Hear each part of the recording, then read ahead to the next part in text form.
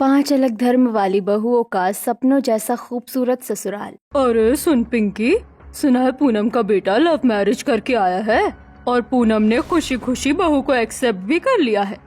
और तो और इतना बड़ा गृह प्रवेश का फंक्शन किया, सबको विद फैमिली इनवाइट किया था।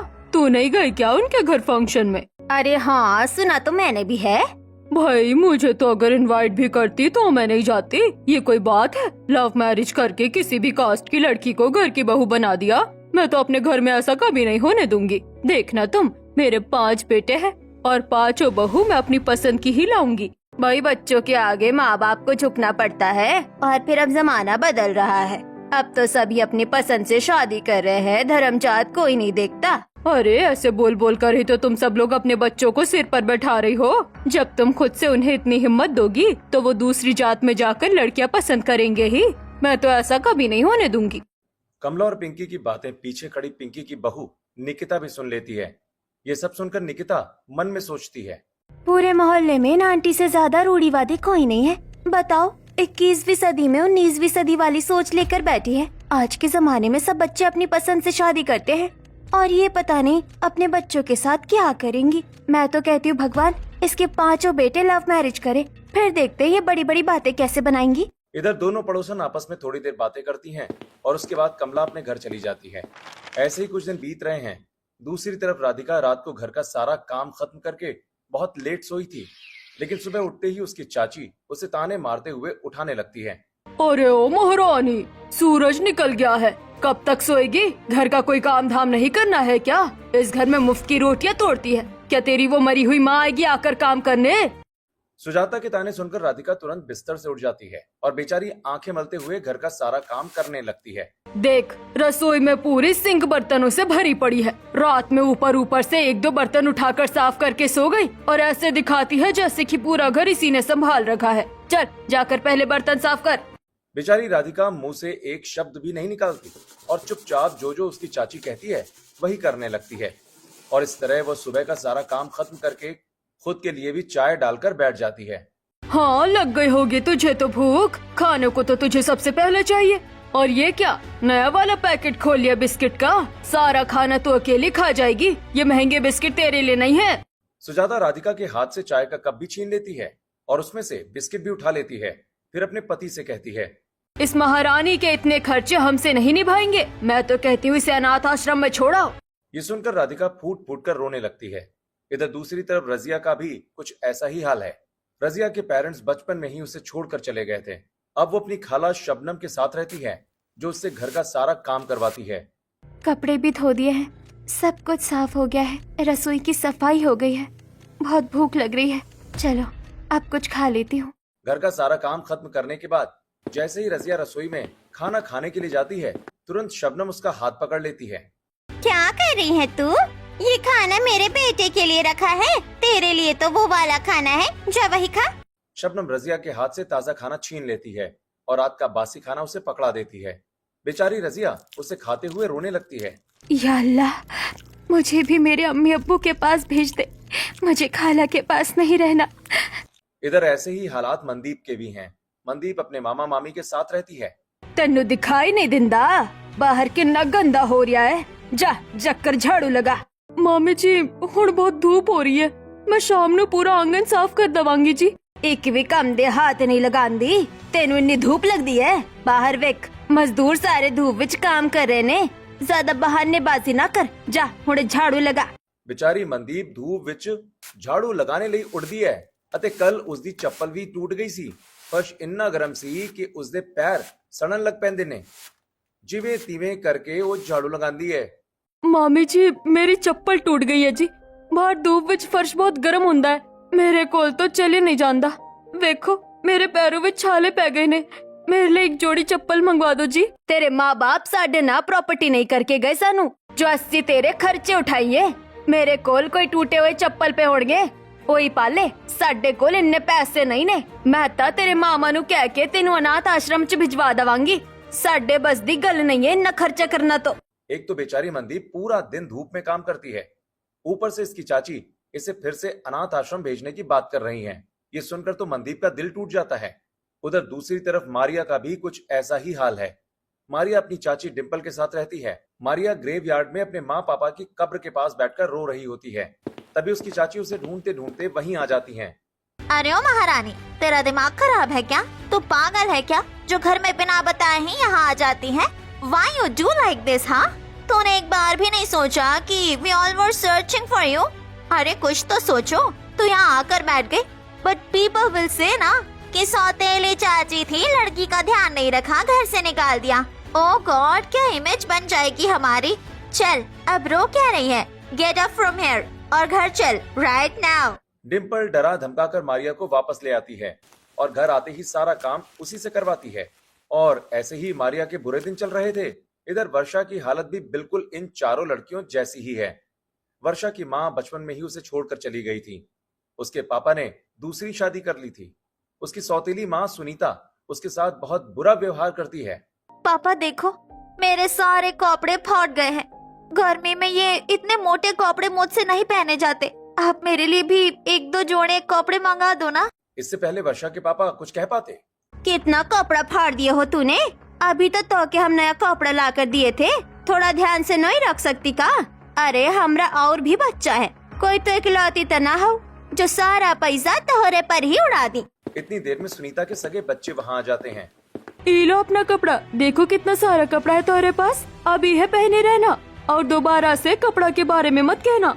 रितिका अपने सारे पुराने कपड़े वर्षा के ऊपर फेंक कर चली जाती है। इन सब से वर्षा का दिल छलनी हो जाता है और वो फूट फूट कर अपनी माँ को याद करके रोने लगती है। ऐसे ही कुछ दिन बीत जाते हैं और एक दिन इनके सौतेले चाचा चाची, मामा मामी, ये सभी लोग राधिका, रजिया, मनदीप, मारिया और वर्षा को एक ही अनाथ आश्रम में छोड़ जाते हैं। हालांकि ये सभी अलग अलग जगहों पर रहती थीं, लेकिन कोइंसिडेंटली ये एक ही आश्रम में आ जाती हैं। इस आश्रम की जो हेड है वो विमला है। विमला लड़कियों के साथ बिल्कुल भी अच्छे से पेश नहीं आती। राधिका एक कोने में चुपचाप बैठी होती है। तभी विमला वहाँ आती है। अरे ओ लड़की, तू वहाँ क्या कर रही है? चल बाहर आजा, दिखाई नहीं देता सब लड़कियाँ काम कर रही हैं।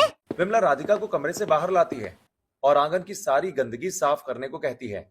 ये सारा कूड़ा यहाँ से हट जाना चाहिए, उसके बाद यहाँ कुछ खाने को मिलेगा। राधिका काम करने लगती है। तभी विमला एक एक करके रजिया, मनदीप, मारिया और वर्षा को भी काम बताने लगती हैं। पांचों लड़कियां एक ही जगह पर काम करने लगती हैं। ये एक दूसरे की तरफ देखती हैं। इनकी आंखों में गम होता है और बिना कुछ कहे ये एक दूसरे का दर्द समझ जाती हैं। राधिका बाजी, रोना बंद करें, हमारी किस्मत ही खराब है, वरना हम अपने घर में होते। अल्लाह पाक हमारे नसीब अच्छे करेगा। आप रोना बंद करें। बस उन्हीं बच्चों का कोई नहीं होता जिनके माँ बाप उन्हें छोड़कर चले जाते हैं। यस, यू आर राइट, मेरा भी इस दुनिया में कोई नहीं है। इवन माय स्टेप मदर ने मेरे पापा को कन्विंस करके मुझे यहाँ छोड़ दिया। Oh lord, please give me some strength, I really need you right now. पांचों लड़कियां आपस में बातचीत करती हैं और अपना सुख दुख बांटती हैं। ऐसे ही कुछ दिन बीत जाते हैं। एक दिन विमला दोपहर में इन्हें बाहर खड़ा कर देती है। शायद किसी एक लड़की की गलती की सजा सभी को देती है। इतनी धूप हो रही है और इसने हमें बाहर निकाल दिया। मैंने तो सुबह से कुछ भी नहीं खाया। जो नाश्ता आया था वो गलती से मुझसे गिर गया था। Same behaviour just like a step uncle used to treat us. We should leave this place. हाँ, तुम सही कह रही हो। हम पांचों की सिचुएशन एक जैसी है, हमें कुछ करना चाहिए। पांचों मिलकर अनाथ आश्रम से भागने का प्लान बनाती हैं। शाम होती है, सब अपने अपने कमरों में होते हैं। विमला देखने आती है तो ये सब सोने की एक्टिंग करती हैं। सबको चेक करके विमला भी जाकर सो जाती है। रात के करीब 2 बजे ये दीवार फांदकर आश्रम से भाग जाती हैं। ये कहीं दूर जाकर एक गांव में पहुंचती हैं। चलते चलते सुबह हो जाती है। गांव में इन्हें एक बूढ़ी औरत दिखती है जो अपने घर के बाहर बैठी होती है। काकी, हम अपने माँ बाप से बिछड़ गए हैं। हम कल से भूखे हैं और इस गांव में किसी को नहीं जानते। वैसे तो हमारे घर वाले हमें ढूंढ लेंगे, लेकिन हमें रहने के लिए कुछ दिनों के लिए कमरा चाहिए। क्या हमें कमरा किराए पर मिल सकता है? बेटा, मैं तो यहाँ अकेले रहती हूँ।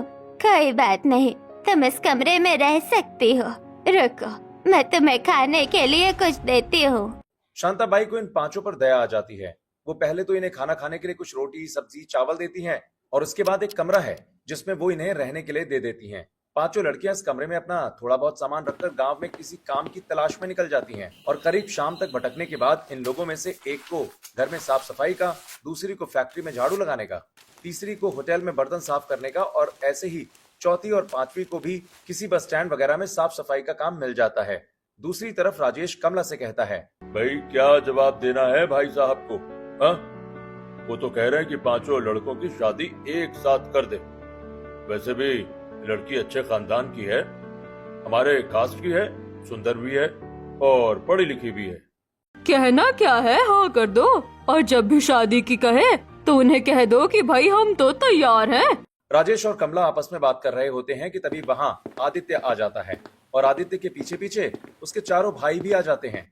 वैसे किस बात की तैयारी चल रही है? हाँ, किस चीज के लिए तैयार हो आप दोनों? कोई हमें भी बताएगा या नहीं? कमला उनको सब बताती है।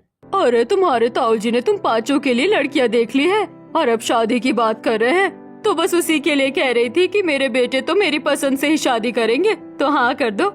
ये सुनकर आदित्य के पैरों तले जमीन खिसक जाती है और बाकी चारों के भी होश उड़ जाते हैं। पर मम्मी, आप ऐसा कैसे कर सकती हैं? हम में से किसी ने भी उन लड़कियों को नहीं देखा है, ना ही हम उनके बारे में कुछ जानते हैं। ये तो हमारे साथ नाइंसाफी है ना। क्या तुम लोगों को नहीं पता मैं लव मैरिज के सख्त खिलाफ हूँ? मेरे घर में अगर बहू भी आएगी तो मेरी पसंद की। मैंने कह दिया तो कह दिया और ये मेरा लास्ट डिसीजन है। अगर तुम इसके खिलाफ गए तो कुछ भी हो सकता है, मैं अपनी जान भी दे सकती हूँ। ये सब सुनकर पांचों लड़के परेशान हो जाते हैं। मम्मी, ये तो आप हमें इमोशनली ब्लैकमेल कर रही हो। और नहीं तो क्या, ऐसा करने से आप तो खुश हो जाओगी, लेकिन हमारा क्या? हमें पूरी जिंदगी बितानी है उन लड़कियों के साथ। मम्मी, मैं तो ऐसी शादी बिल्कुल नहीं करूंगा। आप जितना मर्जी हमें टॉर्चर कर लो। हाँ, अरे हाँ बिल्कुल, भैया सही कह रहे हैं, मैं भी ऐसी शादी नहीं करने वाला। हाँ तो ठीक है, फिर इस घर में या तो वो आएंगी वरना फिर तुम मुझे भूल जाओ। ये कहकर कमला वहां से नाराज होकर चली जाती है। इधर पांचों लड़के परेशान हो जाते हैं। ये सब देखकर राधिका भी बहुत परेशान होती है। रात को वो अपने भाइयों के कमरे में जाती है। पांचों भाई एक ही कमरे में बैठे हुए हैं। मैं आप लोगों की परेशानी समझ सकती हूँ, लेकिन इससे बाहर निकलने के लिए मेरे पास एक आइडिया है। तुम्हारे पास क्या ही सॉल्यूशन होगा? हाँ चलो बताओ, क्या सोचा है तुमने? मम्मी पापा ने लड़कियों वालों को जुबान दी है और मुझे पता है ये लोग जुबान की वजह से आप लोगों की शादी वहीं करेंगे। लेकिन अगर आप घर से कुछ महीनों के लिए चले जाओ तो इधर उन लड़कियों की शादी भी हो जाएगी और आप लोग भी बच जाओगे। राधिका की बात पर पांचों भाइयों को हंसी आ जाती है, लेकिन उन्हें उसका आइडिया बहुत पसंद आता है। पांचों अपना जरूरी सामान पैक करके रात को ही घर से फरार हो जाते हैं। आधे रास्ते चलने के बाद, यार हम पांचों घर से तो निकल गए हैं, लेकिन क्या तुमने सोचा है कि हम जाएंगे कहाँ? भैया, मुझे तो बचपन से ही गांव वाली जिंदगी बहुत अच्छी लगती है। हाँ, और हम ठहरे अमीर लोग, तो मैं तो अपने ये 4-5 महीने गांव में ही बिताना चाहूंगा। हाँ तो ठीक है, मैं अपने दोस्त रोहित को फोन कर लेता हूँ, उसका गांव में घर है, हम उसके घर पर रुक जाएंगे। पंकज रोहित को फोन करता है। रोहित इन्हें अपने घर की चाबी दे देता है और अब ये लोग रोहित के घर में शिफ्ट हो जाते हैं। कोइंसिडेंटली पांचों लड़कियां भी इसी घर के बिल्कुल सामने एक छोटे से कमरे में रहती हैं। रात को ये लोग काफी देर से घर आए थे। जैसे ही सुबह होती है, एक एक करके पांचों भाई उठते हैं। आदित्य बालकनी में जाता है और बालकनी से उसकी नजर नीचे इन पांचों लड़कियों पर पड़ती है जो अपना अपना काम निपटा रही होती हैं। इधर पीछे से निगम भी वहां आ जाता है। वाह, क्या देख रहे हो भाई? लगता है आप मेरी बात को ज्यादा ही सीरियस ले लिए। हाँ, आपने अभी से अपने लिए लड़की देखना शुरू कर दिया? अरे चल पागल, कुछ भी बोलता है। मैं तो इन्हें जानता भी नहीं, मैं तो बस अचानक से बालकनी में आ गया था और देखो यहाँ पर तो 5-5 अप्सराएं आई हैं। लगता है हम स्वर्ग में आ गए भाई। आदित्य की बात सुनकर निगम हंसने लगता है। इधर ये पांचों लड़कियां अपना घर का सारा काम खत्म करके दरवाजा बंद करके काम पर चली जाती हैं। दूसरी तरफ वो पांचों भाई पूरा दिन घर में रहते हैं और शाम को गांव की सैर करने निकल जाते हैं। अरे वाह, जितना सुना था इस गांव के बारे में, ये तो उससे भी कहीं ज्यादा खूबसूरत है। पांचों भाई गांव के नजारे लेते हुए घर वापस आ जाते हैं। दूसरी तरफ इन लड़कियों का भी घर आने का समय हो गया था। रास्ते में अचानक से आदित्य राधिका से टकरा जाता है। राधिका के हाथ में जो सब्जी थी वो नीचे गिर जाती है। ओ सॉरी, बाय मिस्टेक, रुको ना, मैं उठा देता हूँ। आदित्य राधिका की सारी सब्जियां उठाकर दे देता है। जैसे ही राधिका सामने वाले घर में जाती है, आप यहाँ पर रहती हैं? वैसे हम भी यहाँ पे रहते हैं, अगर कुछ काम हो तो हमें बताना। हाँ ओके, वैसे तो हम इस गांव में नए ही हैं, लेकिन शायद आपके कुछ काम आ जाएं। आदित्य राधिका से बातचीत करने की कोशिश करता है, लेकिन राधिका कुछ नहीं कहती और चुपचाप अपने कमरे में चली जाती है। इधर पांचों भाई भी घर में आ जाते हैं। भाई मुझे तो भूख लगी है, अभी डिनर का टाइम नहीं हुआ है, मतलब खाना तो नहीं खा सकते। हाँ, तो फिर आप हमें अपने हाथ का कुछ अच्छा सा बनाकर खिला दो, जिससे हमारी इवनिंग क्रेविंग खत्म हो जाए। वाह बच्चू वाह, भूख मुझे लगी है और बनाकर भी मैं ही दूं। वाह। अंकित की बात सुनकर सभी हंसने लगते हैं, लेकिन थोड़ी देर में अंकित रसोई में जाता है और पांचों भाइयों के लिए स्ट्रॉन्ग सी कॉफी और कुकीज लेकर आता है। भैया देखो ना, बाहर कितना अच्छा मौसम हो रहा है, चलो बैल्कनी में बैठकर इस कॉफी का आनंद लेते हैं। अब पांचों भाई अपने अपने कप उठाकर बैल्कनी में आ जाते हैं। इधर आदित्य थोड़ा राधिका के ख्यालों में खोया हुआ है, लेकिन निगम की नजर रजिया पर पड़ती है। ओ देखो तो कितनी प्यारी लड़की है, मैंने आज तक इतनी सुंदर लड़की नहीं देखी भाई। भैया हाँ है तो सुंदर, देखो ये तो कितनी इनोसेंट सी लग रही है। अरे हाँ, और इसकी ड्रेस, इसके बाल, इसकी अदाएं, उफ, मैं तो पहली बार में ही दीवाना हो गया भाई। कोई इतनी सादगी में भी इतना खूबसूरत कैसे दिख सकता है यार। पांचों भाई अलग अलग लड़कियों को देख रहे होते हैं और उनकी तारीफ कर रहे होते हैं कि तभी, अरे मैं तो इस हिजाब वाली की बात कर रहा हूँ, पर भैया मैं तो इस सूट सलवार वाली की बात कर रहा हूँ। हाँ, और मैं इस मिनी ड्रेस वाली की। बहुत बढ़िया, और मैं तो इस सिंपल सूट वाले की बात कर रहा हूँ। लड़कियों के बारे में सोचकर ये सब जानकर पांचों भाइयों को बहुत हंसी आती है और ये जोर जोर से हंसने लगते हैं। इधर इन लड़कियों का ध्यान भी इनकी तरफ पड़ता है। पता नहीं कौन है ये मनचले जो हमारे घर के सामने शिफ्ट हुए हैं। जब से आए हैं हमारी तरफ ही देखते रहते हैं। हाँ, तुम सही कह रही हो, ये बहाने बहाने से हमसे बात करने की कोशिश करते हैं। वैसे मुंडे तो बड़े सोड़े ने, इन्ना नाल गल बात करने च की हरज है जी। मनदीप की बात सुनकर सभी हंसने लगती हैं। ऐसे कुछ दिन बीत जाते हैं और ये पांचों लड़के बहाने बहाने से इनके पास आना शुरू कर देते हैं। धीरे धीरे इनकी बातचीत होती है और अब ये बातचीत दोस्ती में बदल जाती है, दोस्ती कब प्यार में बदल जाती है इन्हें भी पता नहीं चलता। ए राधिका, अब तो तुम्हें विश्वास हो गया ना कि मैं तुमसे बहुत प्यार करता हूँ यार, और तुमसे ही शादी करूंगा। हाँ बिल्कुल, अब इतने दिन हो गए हैं, तुम मेरा इतना ख्याल रखते हो। तुम ही तो हो जिस पर मैंने विश्वास किया है, मेरे चारों दोस्तों के अलावा। तो चलो फिर तो ठीक है, तुम्हारा विश्वास तो मैंने जीत लिया, लेकिन मैं तुमसे शादी करना चाहता हूँ, पर तुम्हारा परिवार कहाँ है? मैं उनसे बात करना चाहता हूँ। जैसे ही परिवार की बात आती है राधिका बिल्कुल चुप हो जाती है और उसकी आंखों से आंसू निकलने लगते हैं। आदित्य के बार बार पूछने पर वो अपने परिवार के बारे में सब कुछ बता देती है। अरे तो तुम्हें इतना परेशान होने की बिल्कुल भी जरूरत नहीं है, मैं हूं ना तुम्हारे साथ, और मेरा परिवार भी है, अच्छा खासा घर भी है जहां तुम्हें कोई कमी नहीं आएगी। आदित्य राधिका को गले लगा लेता है और उसे प्यार करता है, फिर अपने कमरे में चला जाता है जहां उसके चारों भाई होते हैं। इधर बाकी चारों भाई भी अपनी अपनी गर्लफ्रेंड से बात करते हैं और उनकी सच्चाई जानकर उन्हें भी बहुत दुख होता है। अब बात शादी तक पहुंच जाती है और एक दिन ये पांचों मिलकर इनसे शादी कर लेते हैं। यार बहुत हो गया, हम यहाँ बहुत रह लिए, चलो अब हम अपने घर चलते हैं, तुम पांचों को तुम्हारे ससुराल लेकर चलते हैं। ये सुनकर पांचों लड़कियां बहुत खुश होती हैं। So you all have your own house? और आपके मॉम डैड भी वहाँ है? They will love us, right? वो हमें अच्छे से ट्रीट करेंगे ना? हाँ हाँ बिल्कुल, मेरी एक बहन भी है, वो तुम्हें देखना बिल्कुल बहनों की तरह ही प्यार करेगी। अपने ससुराल के बारे में इतना सब कुछ जानकर ये सभी मन ही मन सोचने लगती हैं। भगवान करे मेरा ससुराल बहुत अच्छा हो, जो सुख हमें कभी मायके में नहीं मिला वो वहाँ पर मिल जाए। पांचों लड़कियां अलग अलग अपने ड्रीम ससुराल के सपने देखने लगती हैं और इस तरह से ये पांचों भाई अपनी अपनी वाइफ्स को लेकर घर आ जाते हैं। जैसे ही कमला दरवाजा खोलती है और पांचों लड़कों को अपनी पत्नियों के साथ देखती है तो उसका खून खौल उठता है। तभी पीछे से राजेश की आवाज आती है, कमला कौन है दरवाजे पर, तुम कुछ बोल क्यों नहीं रही? इतनी देर में राजेश भी वहां आ जाता है। इन पांचों से कह दो मैं इनकी पसंद की शादी को कभी कबूल नहीं करूंगी और मैं इन्हें अपनी बहू कभी स्वीकार नहीं करूंगी। मेरी नजरों के सामने से चले जाओ, इस घर में तुम्हारी कोई जगह नहीं है। तुम पांचों ने ये बिल्कुल सही नहीं किया। अरे हम तुम पर गर्व करते थे, लेकिन तुमने हमारे गुरूर को मिट्टी में मिला दिया। चले जाओ यहाँ से मेरी नजरों के सामने से, और यहाँ कभी मत आना। कमला और राजेश पांचों बेटों को घर में आने से मना कर देते हैं। तभी रागनी वहाँ आ जाती है। मम्मी पापा, ये कैसी बात कर रहे हो आप? जब बच्चे गलती करते हैं तो माँ बाप उन्हें माफ कर देते हैं, आपको भी भाइयों को माफ करना चाहिए। रागनी अपने मम्मी पापा को समझाती है। मम्मी ये पांचों बहुत अच्छी हैं आपको कभी शिकायत का मौका नहीं देंगी, आपका बहुत ख्याल रखेंगी। आप जैसी बहू चाहती थी ना, ये बिल्कुल वैसी ही हैं। आप इन्हें एक मौका तो दो। हाँ मम्मी, भैया बिल्कुल सही कह रहे हैं। ये सब मिलकर कमला को मना लेते हैं। अब कमला इन्हें अंदर तो आने देती है, लेकिन दिल से अपनी बहू स्वीकार नहीं करती। इधर जैसे ही पड़ोसन को पता चलता है कि कमला के 5 बेटों ने अलग अलग धर्म की लड़कियों से शादी की है, तो उनमें खुसर पुसर शुरू हो जाती है। मम्मी देखो, उस दिन पूनम चाची के बेटे ने जब लव मैरिज की थी तो कमला चाची बड़ी बड़ी बातें बना रही थी कि मैं तो अपने बेटों की शादी अपनी पसंद से कराऊंगी। अब देखो, इनके तो एक नहीं 5 बेटों ने अपनी पसंद से शादी की है, और वो भी अलग अलग धर्म की लड़कियों से।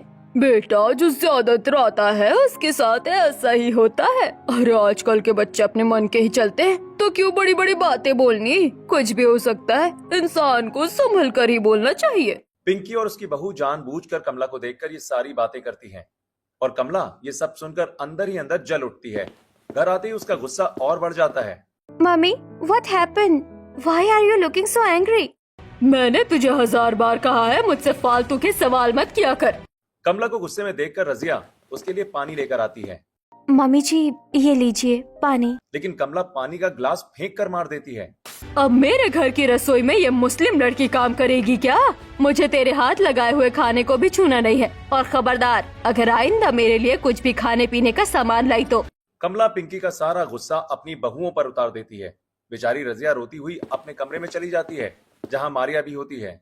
मैंने सोचा था कि शायद अब हमारे अच्छे दिन आ गए हैं, जो सुकून हमें कभी मायके में नहीं मिला, जो प्यार हमने कभी नहीं देखा, वो हमें ससुराल में मिलेगा। लेकिन यहाँ तो सब वैसा का वैसा ही है, कुछ भी नहीं बदला। Yes, you are right. Mummy ji हमसे नफरत करती है।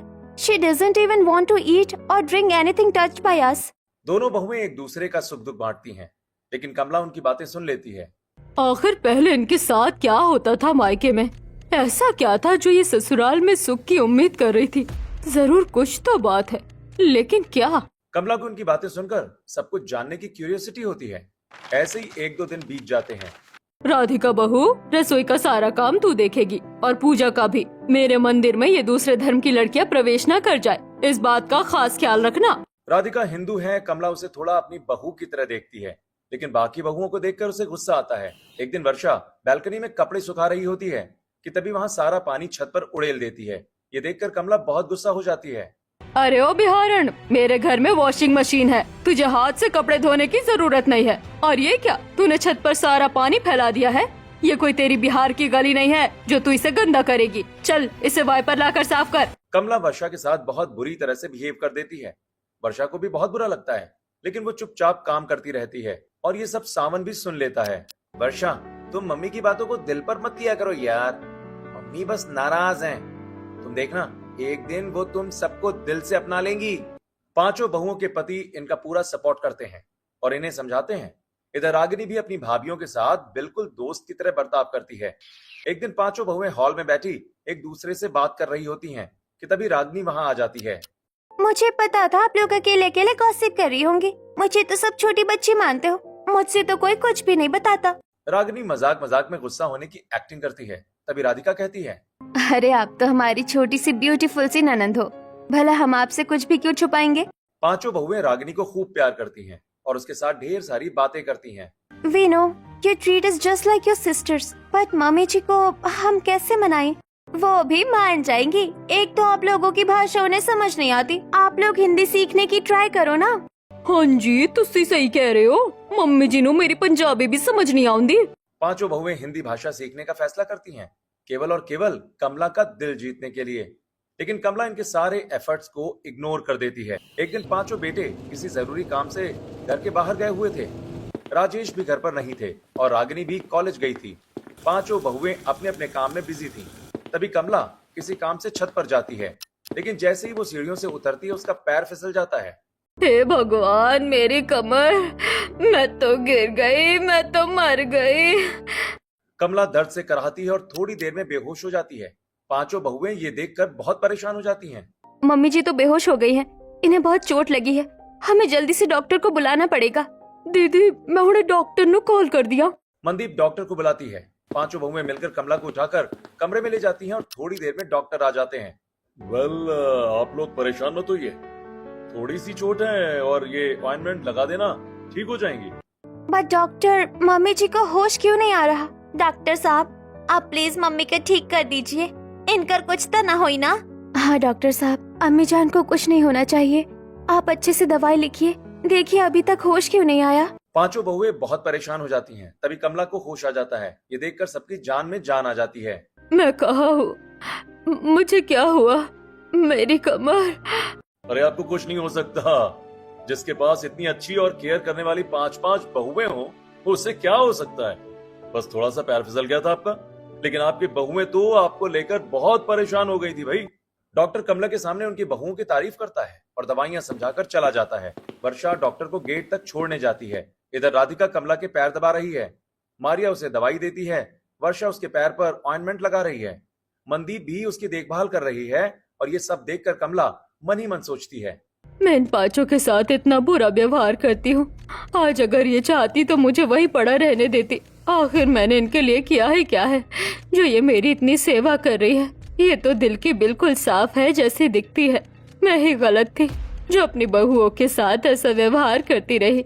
जाने अनजाने में मुझसे बहुत बड़ी गलती हो गई। अंदर से कमला का मन बदल जाता है, लेकिन बाहर से वो थोड़ा नॉर्मल बिहेव करती है। तभी पांचों बेटे घर आ जाते हैं। इधर रागिनी भी कॉलेज से आ जाती है और राजेश भी। सभी इकट्ठा हो जाते हैं। मम्मी, ये क्या हुआ आपको? अरे तुम्हें ये चोट कैसे लग गई? मम्मी आप ठीक तो हो ना? हाँ, मैं बिल्कुल ठीक हूँ। जिसके पास 5-5 बहुएं हैं, भला उसे कुछ हो सकता है क्या? कमला के मुंह से पहली बार अपनी बहुओं के लिए ऐसा पॉजिटिव वर्ड सुनकर पूरे घर वालों को बहुत अच्छा लगता है। इधर पांचों बहुओं की आंखों से खुशी के आंसू निकलने लगते हैं। अरे तुम पागल हो क्या? तुम रो क्यों रही हो? तभी आदित्य कहता है, मम्मी इन पांचों को कभी भी माँ का प्यार नहीं मिला और जब से ये घर में आई है ना, आपकी नाराजगी ही झेल रही हैं। आज अगर आप इनके साथ इतना अच्छा बिहेव कर रही हैं तो इनकी आंखों से खुशी के आंसू निकल आए।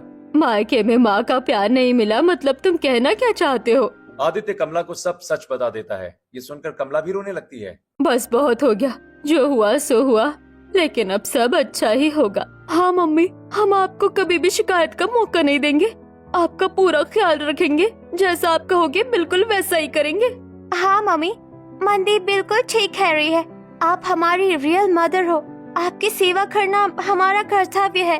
अपनी पंजाबी और क्रिश्चियन बहुओं को हिंदी बोलते देख कमला हैरान हो जाती है। अरे तुम दोनों की भाषाओं को क्या हुआ?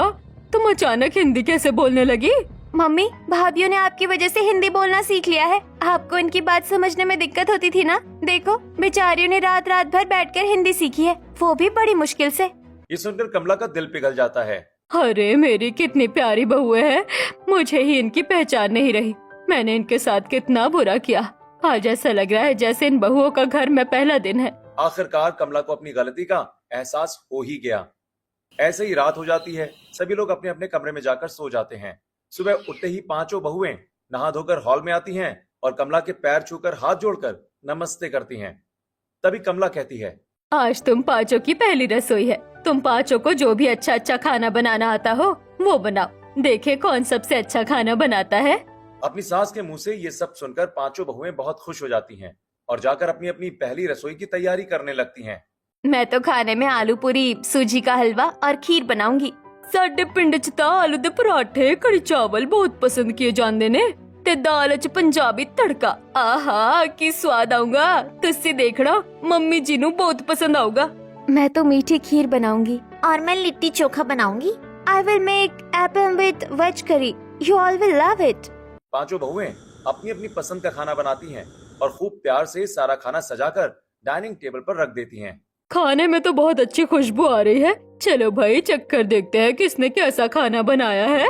कमला एक एक करके अपनी पांचों बहुओं के हाथ का बना हुआ खाना टेस्ट करती है। उसे सारे व्यंजन बहुत अच्छे लगते हैं। इधर राजेश भी खाने की बहुत तारीफ करता है। भाई वाह, तुम पांचों ने तो कमाल कर दिया। हाँ, मुझे यहाँ बैठे बैठे पूरे भारत के अलग अलग हिस्सों की फेमस डिशेस खिला दी तुमने। मम्मी, आपके तो मजे आ गए। आपको हर चीज 5 अलग अलग फ्लेवर्स में खाने को मिलेगी। रागिनी की बात सुनकर सभी लोग हंसने लग जाते हैं। इधर कमला पांचों बहुओं को पहली रसोई का नेक देती है। कमला ने अपनी पांचों बहुओं के लिए डायमंड के नेकलेस बनवाए थे, जिन्हें पाकर वो बहुत खुश हो जाती हैं। ऐसे ही कुछ दिन बीत जाते हैं। अब कमला अपनी बहुओं के साथ बहुत अच्छे से व्यवहार करती है।